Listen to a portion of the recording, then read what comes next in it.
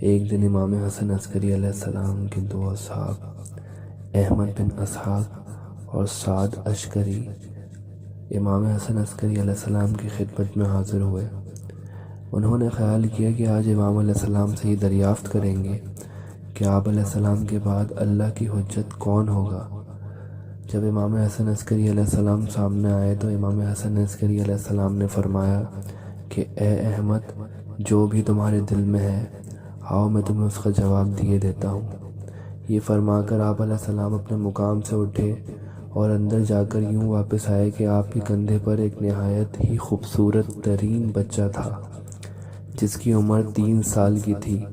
آپ علیہ السلام نے فرمایا کہ اے احمد، میرے بعد حجت خدا یہ ہوگا، اس کا نام محمد اور اس کی کنیت ابو القاسم ہے، یہ خضر کی طرح زندہ رہے گا۔ احمد بن اسحاق نے کہا، مولا کوئی ایسی علامت بتا دیجئے جس سے دل کو اطمینان کامل ہو جائے۔ آپ علیہ السلام نے امام مہدی علیہ السلام کی طرف متوجہ ہو کر فرمایا، بیٹا اس کو تم جواب دو۔ امام مہدی علیہ السلام نے کمسنی کے باوجود اللہ کے حکم سے فرمایا، میں ہی اللہ کی حجت اور اللہ کے حکم سے باقی رہنے والا ہوں۔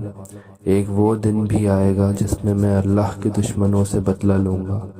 یہ سن کر احمد خوش اور مطمئن ہو گئے۔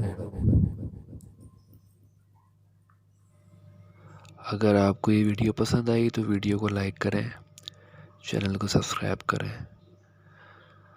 اللہ حافظ۔